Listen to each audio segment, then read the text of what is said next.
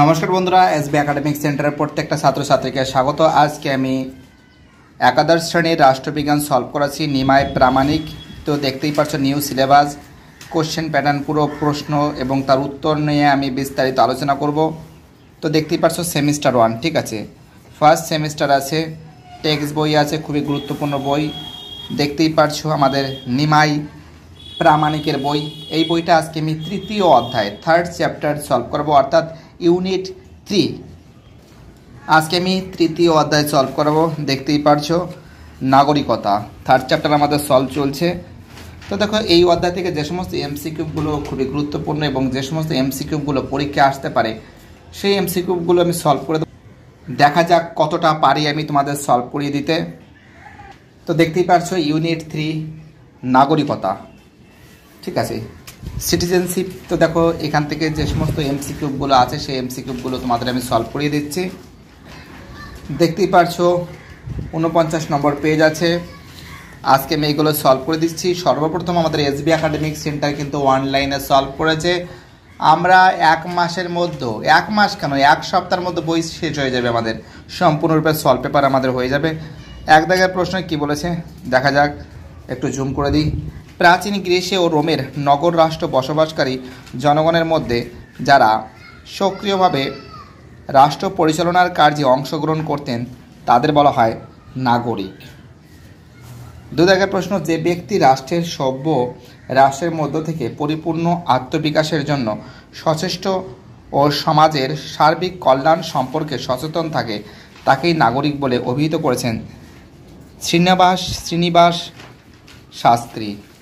3 দাগের প্রশ্ন, নাগরিক কী বলেছে, নাগরিকরা রাষ্ট্রনৈতিক সমাজের সদস্য। এই জনসমষ্টি শুধু রাষ্ট্র গঠন করে না, সেই সঙ্গে নিজেদের ব্যক্তিগত সমষ্টিগত অধিকার সংরক্ষণের জন্য সরকার গঠন করে এবং সেই সরকারের কাছে বশ্যতা স্বীকার করে। কিন্তু রাষ্ট্রের প্রতি আনুগত্য প্রদর্শন এবং তার বিনিময়ে অধিকার ভোগ করলেই একজন নাগরিকের কর্তব্য শেষ হয় না। তাকে এমনভাবে রাষ্ট্র প্রদত্ত অধিকারগুলির ব্যবহার করতে হবে যার দ্বারা রাষ্ট্রের সামগ্রিক উন্নতি সাধিত হতে পারে। সেজন্য প্রতিটি নাগরিকের নৈতিক ও মানসিক উৎকর্ষে একান্ত প্রয়োজন। কথাটি কে বলেছেন? মিলার বলেছেন। 4 দাগের প্রশ্ন কি বলেছে? 4 দাগের প্রশ্ন বলেছে, নাগরিকতা হলো সমাজের মঙ্গল সাধনের জন্য নিজের সুচিন্তিত মতামত প্রয়োগের ক্ষমতা। একথা কে বলেছেন? একথা বলেছেন ল্যাস্কি বলেছেন। ওকে, পরের প্রশ্ন 5 দাগের প্রশ্ন, নাগরিকতা অর্জন করা হয় 2টি উপায়ে। কটি উপায়? 2টি উপায়। পরের প্রশ্ন 6 দাগের, একটি রাষ্ট্রের স্থায়ী বাসিন্দা হলো নাগরিক। পরের প্রশ্ন, যারা জন্মসূত্রে নাগরিকতা অর্জন করে তাদের বলা হয়, অ্যান্সার হবে স্বাভাবিক নাগরিক। 8 দাগের প্রশ্ন, কৃত্রিম উপায়ে অর্থাৎ অনুমোদনের দ্বারা নাগরিকতা অর্জনকারীদের বলা হয় অনুমোদন সিদ্ধ নাগরিক। পরের প্রশ্ন 9 দাগের প্রশ্ন, শিশু যে কোনো রাষ্ট্রের জন্মগ্রহণ করুক না কেন সে তার পিতামাতার নাগরিকতা উত্তরাধিকার সূত্রে লাভ করবে, অর্থাৎ তার পিতামাতা যে রাষ্ট্রের নাগরিক শিশুটিকেও সেই রাষ্ট্রের নাগরিক বলে গণ্য করা হবে। এই নীতিটিকে বলা হয় রক্তের সম্পর্ক নীতি। পরের প্রশ্ন 10 দাগের প্রশ্ন, যে রাষ্ট্রের অভ্যন্তরে শিশু জন্মগ্রহণ করে তাকে সেই রাষ্ট্রের নাগরিক বলে গণ্য করার নীতিকে বলা হয় জন্মস্থান নীতি। তাকে কি বলা হয়? জন্মস্থান নীতি। পরের প্রশ্ন 11 দাগের প্রশ্ন, ভারতগামী কোনো ব্রিটিশ জাহাজ বা বিমানে ভারতের দম্পতির কোনো শিশু জন্মগ্রহণ করলে রক্তের সম্পর্ক নীতি অনুযায়ী সে হবে ভারতীয় নাগরিক, কিন্তু জন্মস্থান নীতি অনুযায়ী সে হবে ব্রিটিশ নাগরিক। এরূপ সমস্যার সমাধান করার জন্য যে পদ্ধতি অনুসরণ করা হয় সেটি হলো অপশান হবে সি এর অপশান। প্রাপ্তবয়স্ক হওয়ার পর সংশ্লিষ্ট ব্যক্তি স্বেচ্ছায় ভারত অথবা ব্রিটেনের মধ্যে যে কোনো একটি দেশের নাগরিকতা বেছে নিতে পারবে। 12 দাগের প্রশ্ন, দ্বিজাতি বা দ্বৈত নাগরিকতার সমস্যার সমাধানের পদ্ধতি হলো, অ্যান্সার হবে সি এর অ্যান্সার। এই যে এটা সি এর অ্যান্সার হবে সংশ্লিষ্ট রাষ্ট্র নিজের মধ্যে চুক্তি সম্পাদনের মাধ্যমে ওই সমস্যার সমাধান করে নিতে পারে। ঠিক আছে। 13 দাগের প্রশ্ন, নাগরিকতা অর্জনের জন্য রক্তের সম্পর্ক নীতিটি হলো ফ্রান্স, সুইজারল্যান্ড, সুইডেন। ঠিক আছে, সবগুলি হবে। 14 দাগের প্রশ্ন, বর্তমানে নাগরিকতা অর্জনের জন্মস্থান নীতিটি হলো অনুসৃত আর্জেন্টিনায়। কোথায়? আর্জেন্টিনায়। পরের প্রশ্ন 15 দাগের প্রশ্ন, নাগরিকতা অর্জনের জন্য রাষ্ট্র কর্তৃক আরোপিত কতগুলি নির্দিষ্ট শর্ত পালন করে শাসন বিভাগ বা বিচার বিভাগের মাধ্যমে নাগরিক হিসাবে স্বীকৃতি লাভ করে? অ্যান্সার হবে বিয়ের অ্যান্সার সংকীর্ণ অর্থে অনুমোদন সিদ্ধ নাগরিকতা। তারপরে প্রশ্ন কি বলেছে? পরের প্রশ্ন বলেছে 16 দাগের প্রশ্ন, কোনো রাষ্ট্রের বিশেষ একজন নাগরিক অন্য একটি রাষ্ট্রের নাগরিকতা অর্জনের জন্য আবেদন জানালে শেষোক্ত রাষ্ট্র তা মঞ্জুর করলে ওই ব্যক্তি যে নাগরিকতা অর্জন করে তাকে বলা হয় ব্যষ্টিগত নাগরিকতা। ঠিক আছে, ব্যষ্টিগত নাগরিকতা। 17 দাগের প্রশ্ন বলেছে, একটি রাষ্ট্রের সামগ্রিকভাবে কিংবা কোনো রাষ্ট্রের এক বা একাধিক অঞ্চল যদি অন্য একটি রাষ্ট্রের অঙ্গীভূত হয়, তবে পূর্বোক্ত রাষ্ট্র বা রাষ্ট্রের সংশ্লিষ্ট অঞ্চলের অধিবাসীরা শেষোক্ত রাষ্ট্রকে নাগরিক হিসাবে গণ্য হলে সেই নাগরিকতাকে বলা হয়, ডিয়ের অ্যান্সার হবে সমষ্টিগত নাগরিকতা। 19 দাগের প্রশ্ন, সিকিমের ভারতভুক্তির পর সেখানকার অধিবাসীরা যে নাগরিকতা লাভ করেছেন তাকে বলা হয় সমষ্টিগত নাগরিকতা। 19 দাগের প্রশ্ন, পর্তুগিজ অধিকৃত গোয়া, দমন, দিউর ভারতভুক্তির পর সেখানকার অধিবাসীরা যে নাগরিকতা লাভ করেছে তাকে বলা হয় সমষ্টিগত নাগরিকতা। 20 দাগের প্রশ্ন, ভারতের নাগরিকতা সম্পর্কে আলোচনা করা হয়েছে ভারতের সংবিধানের 5 থেকে 11 নং ধারায়। 21 দাগের প্রশ্ন, নাগরিক কথাটির সংজ্ঞা প্রদান করা হয়েছে। তো দেখো, এর অ্যান্সার হবে ভারতের সংবিধানের 5 নং ধারায়, ভারতের নাগরিকতা আইন 1955-এর প্রথম তফসিলে, ভারতের নাগরিকতা আইন 1955-এর 1 নং ধারায়। অ্যান্সার হবে ডির অ্যান্সার সবগুলি। কী হবে? সবগুলিতে হবে। পরের প্রশ্ন 22 দাগের প্রশ্ন, নাগরিক কথাটির সংজ্ঞা প্রদান করা হয়েছে। ডির অ্যান্সার হবে 5 নং ধারায়, 7 নং ধারায়, 11 নং ধারায়, সবকটাতেই বলা হয়েছে। 23 দাগের, ভারতের সংবিধানের 11 নং ধারায় কর্তৃক প্রদত্ত ক্ষমতা বলে ভারতীয় পার্লামেন্ট নাগরিকতা আইন প্রণয়ন করেছিল 1955 সালে। 24 দাগের প্রশ্ন, কোনো ব্যক্তি তখনই ভারতের নাগরিক বলে গণ্য হবেন যদি তিনি সংবিধান কার্যকর হওয়ার সময়, ডিয়ের অ্যান্সার হবে ভারতীয় ভূখণ্ডের স্থায়ীভাবে বসবাস করেছিলেন এবং ভারতীয় ভূখণ্ডে জন্মগ্রহণ করেছেন, অথবা তার পিতামাতার যে কোনো একজন ভারতীয় ভূখণ্ডে জন্মগ্রহণ করেছিলেন, কিংবা সংবিধান কার্যকর হয় 5 বছর পূর্ব থেকে সাধারণভাবে ভারতীয় ভূখণ্ডে বসবাস করেছিলেন। 25 দাগের প্রশ্ন, পাকিস্তান থেকে ভারতে আগত ব্যক্তিদের নাগরিকতা প্রদানের শর্তাবলী সম্পর্কে আলোচনা করা হয়েছে ভারতীয় সংবিধানের 6 থেকে 7 নং ধারায়। 26 দাগের প্রশ্ন, পরের প্রশ্ন 1947 সালের পয়লা মার্চের পর যারা ভারতীয় ভূখণ্ড ছেড়ে পাকিস্তানে চলে গিয়েছিলেন তাদের আর ভারতের নাগরিক হিসাবে গণ্য করা হবে না বলে বলা হয়েছে ভারতীয় সংবিধানের 7 নং ধারায়। 7 নং ধারায়। ঠিক আছে।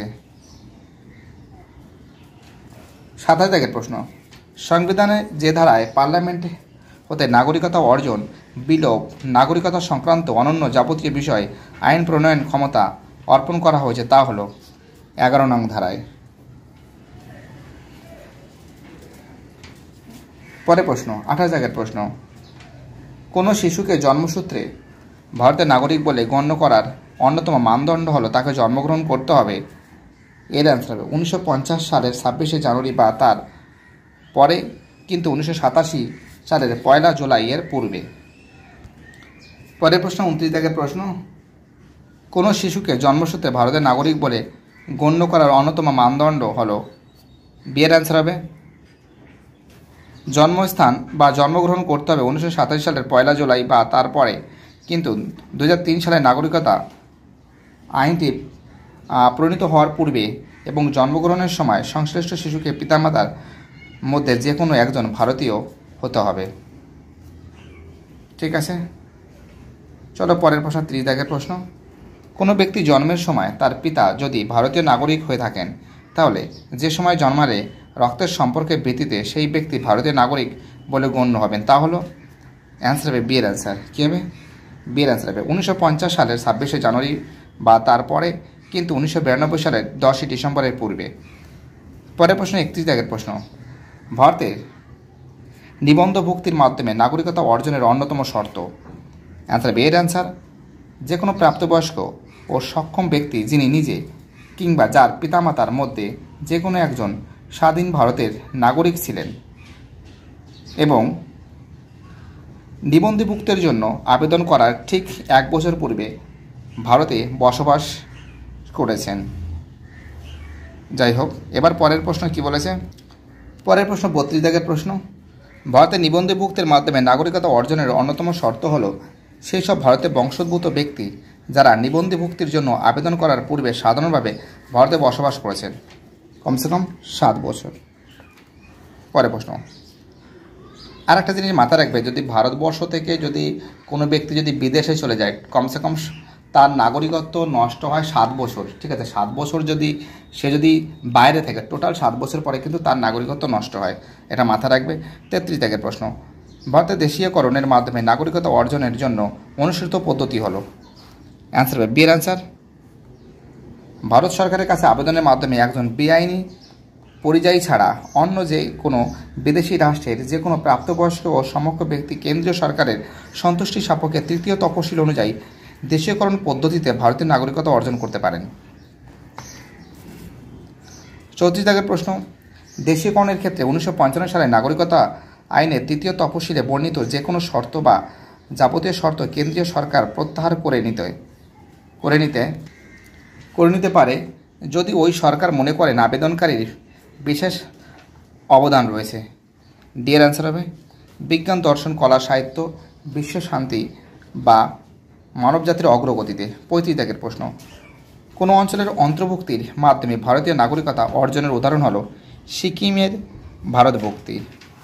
36 দাগের প্রশ্ন। কোনো ভারতের নাগরিকের নাগরিকত্বের অবসান ঘটবে। বিয়ের অ্যান্সার হবে নির্দিষ্ট পদ্ধতি অনুযায়ী ঘোষণা প্রদান, সেই ঘোষণা নির্দিষ্ট কর্তৃপক্ষের কাছে নিবন্ধভুক্ত করার মাধ্যমে স্বেচ্ছায় নাগরিকত্ব পরিত্যাগ করলে। 37 দাগের প্রশ্ন। কোন রাষ্ট্রগুলিতে জন্মসূত্রে নাগরিকতা ও আইন অনুমোদিত নাগরিকের মধ্যে পার্থক্য রয়েছে? সবগুলিতে। বিদেশিরা ড্যাশ অধিকার ভোগ করে না। রাজনৈতিক। সাধারণভাবে নাগরিক বলতে রাষ্ট্রের অধিবাসীকে বোঝায়। সমষ্টিগতভাবে স্বার্থ রক্ষার মধ্য দিয়ে ড্যাশ রক্ষা হয়। রাষ্ট্রের স্বার্থ রক্ষা করার প্রতিটি নাগরিকের মহান কর্তব্য বলে বিবেচিত হয়। 3 দাগের প্রশ্ন।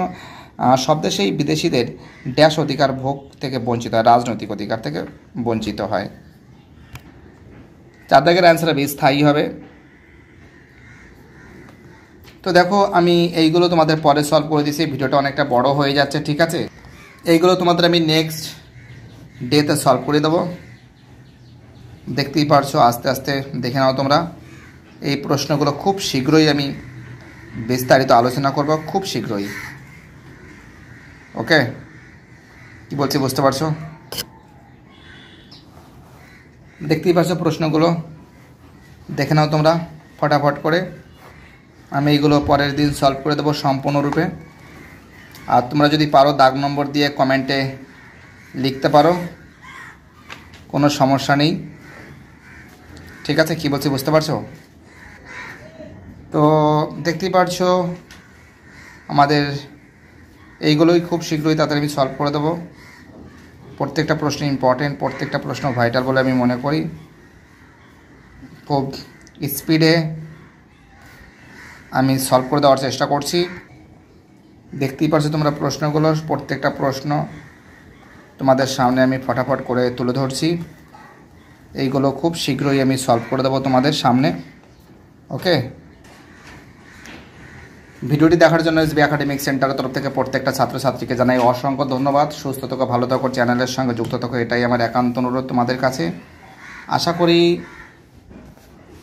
এর পরের সেটগুলো খুব শীঘ্রই সলভ করে দেবো। প্রত্যেকটা ছাত্রছাত্রী আমাকে এতটা আর বাকি সেটগুলো খুব শীঘ্রই সলভ করে দেবো। আশা করি, আমি চেষ্টা করছি যতটা তাড়াতাড়ি হোক তোমাদের এই সিলেবাসটাকে সম্পূর্ণরূপে সলভ করে দেওয়ার চেষ্টা আমরা করব।